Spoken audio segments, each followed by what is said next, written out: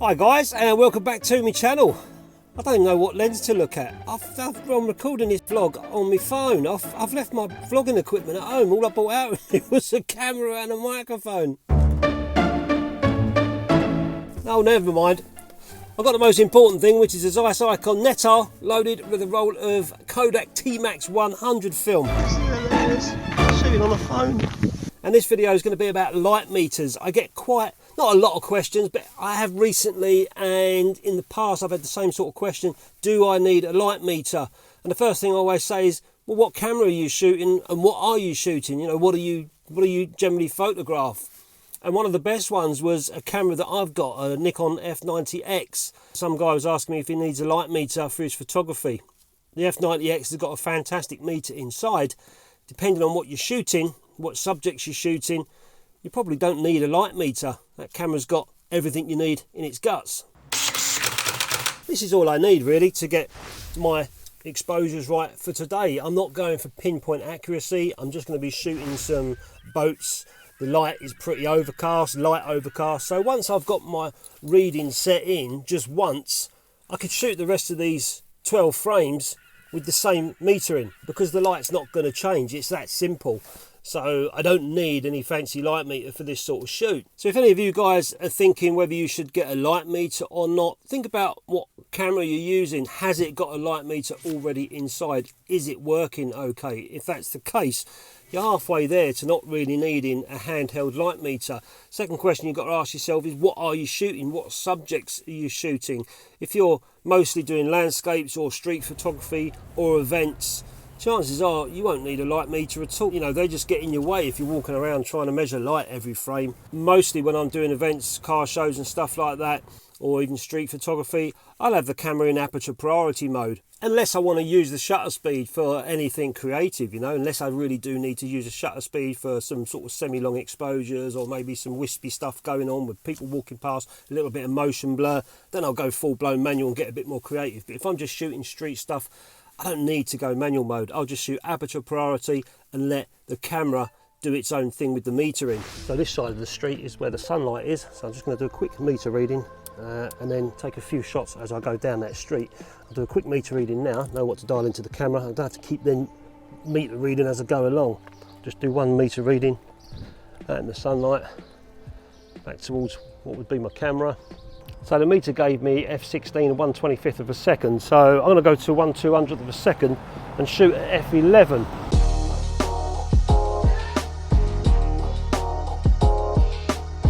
But if you're shooting a camera like this, and many of us are shooting these Zeiss Icons and folding cameras and cameras that haven't got a meter or it's not working properly, then no doubt you'll be on the lookout for a light meter. Some of them are really expensive. You probably don't need anything like that at all.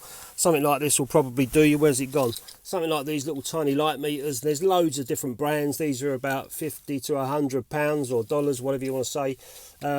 And these do the job just fantastic. The same as a mobile app as well. I've got a mobile app on my phone, which is there. I can't show you because it's recording me. And that does the job quite well, you know. If I forget my light meter, like I've forgotten my bleating GoPro today, I could just pull out the phone and use that app just to get me out of a sticky situation. Or other times I could just wing it and think to myself, okay, it's not a bad day, it's, you know, and go with the sunny 16 rule. Today probably it's light overcast. I could probably get away with 100 speed film inside here and shoot f8, set this camera to 1/75th of a second, and I'll get decent enough exposures. The thing with film now is the films are so good, the exposure latitude on them, meaning you can overexpose a little bit or underexpose a little bit, and you can still recover great information from them. If you're not sure what a light meter is, it's a tool for photographers to use to measure light falling on or reflecting off a subject. To measure the light falling onto a subject, such as a portrait, you would use something like this, which is an incident light meter. Place the meter against the subject's face, point the dome or lumisphere back towards the camera and press the button to get your reading. You'll need to tell the meter what ISO or film speed that you're using, and in return it will give you the correct shutter speed and aperture to dial into your camera. And other kinds of meters like these ones are reflective meters, and they work pretty much the same way, except you point the meter toward the subject and it will give you an average reading of the whole scene within a certain area. usually about 30 degrees, which is quite wide. They work very similar to the meter inside your camera, if it has one, and both incident and reflective metering are very accurate and will often give you the correct exposure. But it can be wrong. The meter doesn't know what is in the scene. It just sees light, and if there is something bright in your scene, such as a white wall with sun beaming on it, the meter will pick that up and try and expose for it. It's just like this. The light panel is our back wall and the cube is our model. The camera's reflective meter is going to be influenced by the bright white panel, so it will give me a reading to shoot and making sure that none of my scene is overexposed, which of course is going to make the cube go dark. It doesn't care what I want, and if I take the shot we can see the reflective metering has kept a nice exposure on the white panel and it's turned the cube dark. And this is where incident meters come into their own. The cube is centre stage and it has to be exposed well, so if I point the lumisphere towards the camera and record the available light in the room falling onto the cube, just as I would with a portrait, it returns around 2 stops brighter than the reflective metering. And of course it would be, because the meter doesn't know there's a bright white panel there because it's got its back to it. But that's not to say that reflective metering is inferior to incident, it's just different. I just need to remember that it's influenced by bright light. So if this was a landscape with a bright sky and I point my camera at it for a reading, it would possibly turn the foreground dark. And I'd be better off pointing the camera to the ground and taking a reading, or take a reading of the sky and of the ground and going somewhere in between.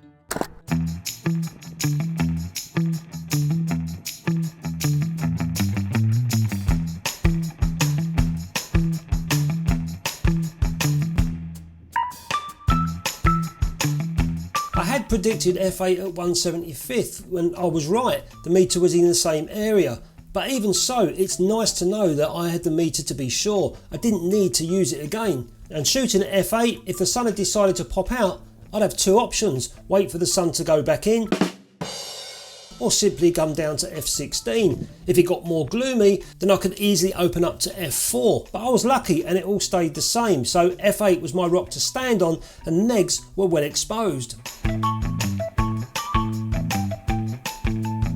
So for these kind of shoots with a camera that doesn't have a light meter, it's always handy to carry one with you, and it needn't be expensive either. And I'm not one for phone apps, but they are useful if you haven't got a light meter and you need a rough idea. And I know some people rely on them all the time. I was down there a few months ago taking pictures. I took a picture of the guys on the lifeboat, but I'm just looking at this area here with that Zeiss icon. I'm getting nice and close and get a real compact square frame of that. But what if you want to shoot still life indoors on various backgrounds? If you use a camera with an internal meter, then like the Rubik's Cube, it's going to meter the whole scene and work out an average. Same with the small reflective meters. You can work around it, but an incident meter would be far better. And the same goes for portraiture as well.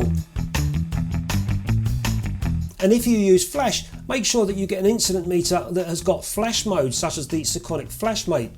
So this is where these incident meters come into their own. If you're in a studio environment or if you're working with strobes, they can be invaluable for that sort of work, especially for me. If I'm using flashes, I'll be on incident all the time because I want to try and control the power of the flash against the subject that I'm shooting, especially if I've got multiple flashes going on for a portrait or whatever. But just for this example, I've got a flash unit which is looking at these books at the moment, and this is the camera that's going to take the photograph.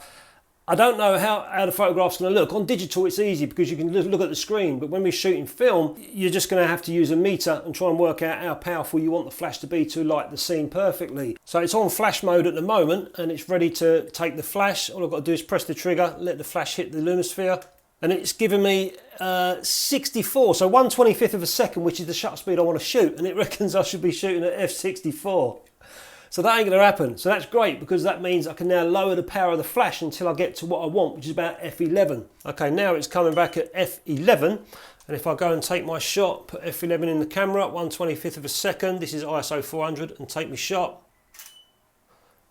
and it's given me a nice exposure of these books. So there's no way I would have been able to have guessed the power of the light and the settings to put in the camera without the incident meter in flash mode. Years ago, before I had an incident meter, I would use digital in the studio to get the right settings for the camera, for the light that I was using, get the right power going on the flash, and then I'll transfer over to film and take the shot. But since I've had the incident meter for some years now, it's been a real joy to use for film in the studio. It just makes everything so much easier. So if you're in the market for an incident meter, make sure that it's got a flash mode on it. I'm not sure if there are any without flash mode, but just make sure that it's got a flash mode on it if you're doing stuff in a studio or working with flashlights.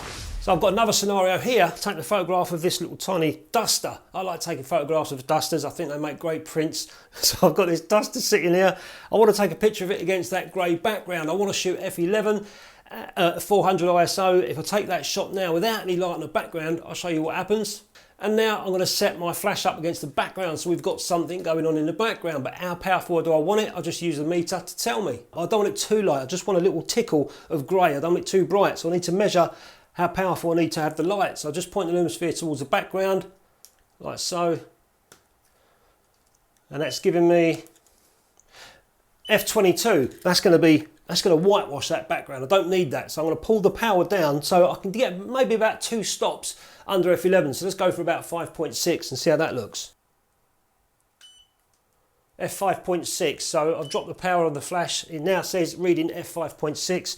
So I'll take the picture. So just by using the incident meter in flash mode, I could then determine how powerful I wanted that flash to be to give the background just a slight little bit of light. At f22, when it was on full power, it was way too much. But normally this is what I do with my subject. If I'm taking a portrait of someone and I want to light the background, if I want it high key, I make sure obviously the light is a little bit more powerful than the subject. If I want it a bit lower key or maybe grey, I just pull the power down, and that's all done through using the light meter on the background. So I've changed the scene around a little bit, and just because in the last one I was using flash or strobes and an incident meter, doesn't go to say that I can't do the same thing with my camera's meter and some static lights. The camera's meter won't be able to do the same thing with the flash, but with static lights I can still control the light. And if you noticed, I've changed because I realised I had a big yoghurt stain on my shirt. So I've got this digital camera on a tripod. I've got it set in aperture priority, so I've got the ISO set to 400 and I've got the aperture set to f8, and it's going to work out my shutter speed for me. Taking a picture of this scene, it's going to take everything in the background and also the subject into equation when it takes the photographs. At the moment it's doing the metering, I take the shot and it's giving me a nice photograph on the camera. What if I now throw some light in the background? What's it going to do with the camera? So now I've just lit the background. This time I'm going to take exactly the same shot, nothing's changed, f8, and now it's going to take the background into equation. The camera's going to sit there and go, that background's quite bright, I need to expose for it, which is going to make our camera go dark. Let's take the shot. So what I need to do is work out how much power I need on the background to make this work. So what I can do is take the camera off the tripod and use it as a handheld meter, using the camera's reflective metering to do the job for me. And I can take my reading straight off the background, similar to what I did with the incident meter. Now this reckons 1/250th. So if I turn the power down, I want to try and bring this below 160. So the first shot I took was f8 1/60th of a second. That was without the background on. That was in with the camera in aperture priority mode. It took a nice photograph, exposed the camera well. I then turned the background light on. Now I don't know what power I should have for the background, but when I took a photograph with the light on full power, it changed the shutter speed to 1/200th of a second, which sort of it allowed for the light in the background, but then it turned my camera dark. I didn't want that. So just like I did before with the flash, I needed to find out how much power I needed on the light to give me a nice happy medium, a slight glow in the background, but my camera exposed. I took that photograph and this is what I got. So normally for this sort of thing I'd use an incident meter, but if I didn't have that, that's the way I'd go around it. I'd use the camera's internal meter, knowing that it's reflective, and then sort of measure the light around the scene. Obviously I can't do that with flash because it's too fast for this camera to pick up. So going back to the start of the video, which the question was, do you need a light meter? A question, like I said, I get asked a few times in the past. You don't need one if you've got a good camera and the meter works fine and all you're shooting is street photography and events. That meter inside the camera would do you perfect. If you want to change around a little bit, start doing portraits, start doing still life, taking pictures of your plants, your cat, your fish, your dog, your dinner, whatever.